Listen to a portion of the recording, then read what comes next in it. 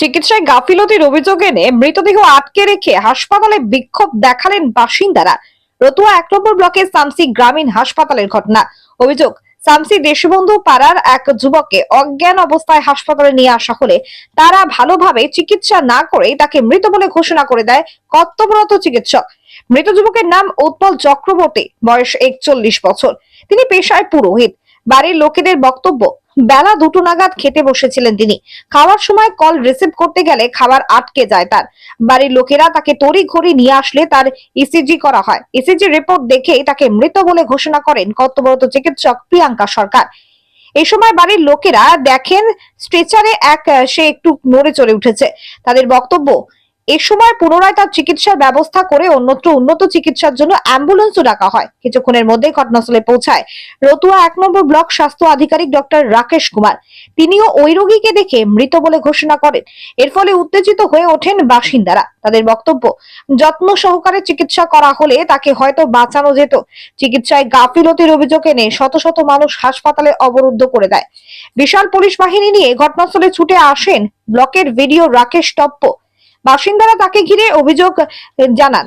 এমনকি সামসি অঞ্চলের প্রধান মনীষা দাসও অভিযোগ করেন, পেটে ব্যথা নিয়ে তিনি ভর্তি হলে তাকেও অ্যাটেন্ড করেনি কোনো চিকিৎসক। সকলের বক্তব্য শোনার পরে ভিডিও রাকেশ টপ্প বাসিন্দাদের অভিযোগগুলো খতিয়ে দেখে ব্যবস্থা নেবার আশ্বাস দিয়েছেন।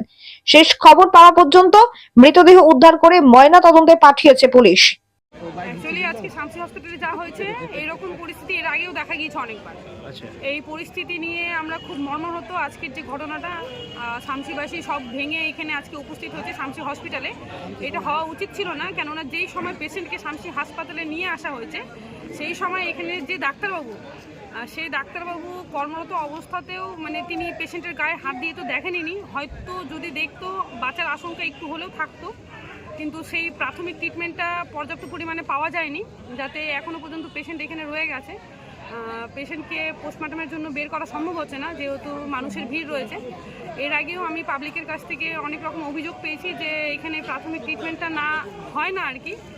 প্রাথমিক ট্রিটমেন্ট না করেই তাকে বিভিন্ন জায়গায় মালদা হোক বা চাঁচল হোক রেফার করে দেওয়া হয়, সেটা একদমই উচিত নয়। আমাদের এত বড় একটা হাসপাতাল, আশেপাশে বিভিন্ন গ্রাম থেকে এখানে সব পেশেন্টরা ট্রিটমেন্টের জন্য আসে। বিভিন্ন রকম অসুস্থতার কারণে বা আরও অন্যান্য ধরনের শারীরিক অসুস্থতার কারণে এখানে আসে, কিন্তু পর্যাপ্ত পরিমাণে ট্রিটমেন্ট পায় না। আমি আবেদন রাখবো, আমাদের বিডিও সাহেবকে আজকে বলা হয়েছে এবং এখানে যে বিএমএস স্যার আছে ওনাকেও বলা হয়েছে। এরপরে আমি সিএমএস স্যারের কাছে একটা আবেদন রাখতে চাইছি, যেন আমাদের এই শামসি হাসপাতালটা, এত বড় একটা হাসপাতাল, সেখানে যেন এক ভালো পরিমাণের ডাক্তার থাকেন এবং পরিষেবা যেন মানুষকে সুষ্ঠুভাবে দিতে পারেন, মানুষ যাতে হয়রানি না হয় এখানে। আমি লোকের মুখে শুনেছি বা আজকে এখানে এসে যা দেখতে পাচ্ছি তাতে আমার মনে হচ্ছে কথাটা সঠিক। ডাক্তারের গাফিলতির কারণেই রোগীর মৃত্যু হয়েছে। এর আগেও এরকম ঘটনা ঘটেছে অনেক কটা। এখন আমরা চাইছি আমাদের এই হাসপাতালটা যেন আরও উন্নত হয় এবং এখানে পর্যাপ্ত পরিমাণে ডাক্তারের পরিষেবা পাওয়া যায়। বিভিন্ন অক্সিজেন বা অ্যাম্বুলেন্সের পরিষেবা যেন আমরা বাইরে ভুগতে না। ডাক্তারের ট্রান্সফার, এখানে কয়েকজন ডাক্তার বা কম্পাউন্ডার কিছু লোক রয়েছেন যাদের পরিষেবা খুব বাজে, তার জন্যে মানুষ একটু ক্ষিপ্ত। আমরা চাইছি তাদের ট্রান্সফার হয়ে গেলে এখানে যদি নতুন কোনো ডাক্তার বা আরও বেশি পরিমাণে ডাক্তার দিতে পারে তাহলে শামসির মানুষ খুব উপকৃত হবে। দাস, প্রধান, শামসি গ্রাম পঞ্চায়েত। আমাদের শামসিরই একজন দাদা, উৎপল চক্রবর্তী নাম, তার দুপুরবেলা 3টের নাগাদ খাবার খেতে গিয়ে সে অজ্ঞান হয়ে পড়ে। তাকে সঙ্গে সঙ্গে হসপিটালে নিয়ে আসা হয়।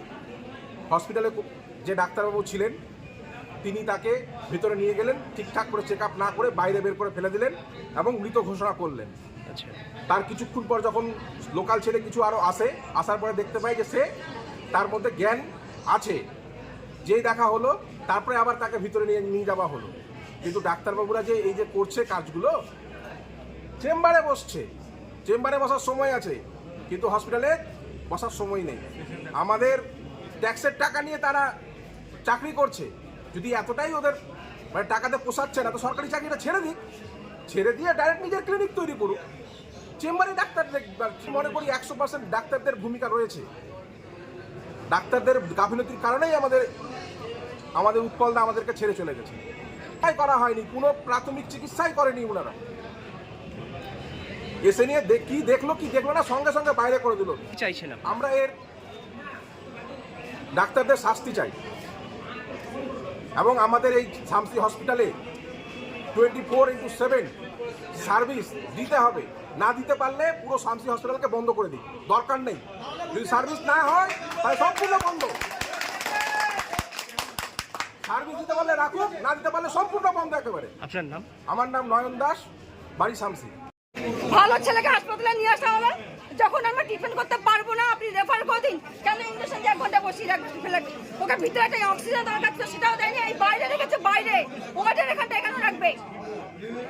তোরা কেমন ডাক্তার? এটা কম্পিউটার ইঞ্জেকশন করবে, কেন করবে? এটা সব কি বলবে?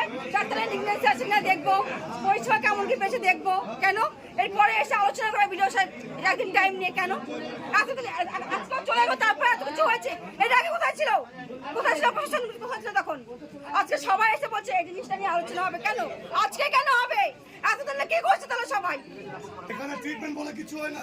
কিছু হয়? একটা পেটে ব্যথা হচ্ছে, তাকে ক্যান্সার হচ্ছে।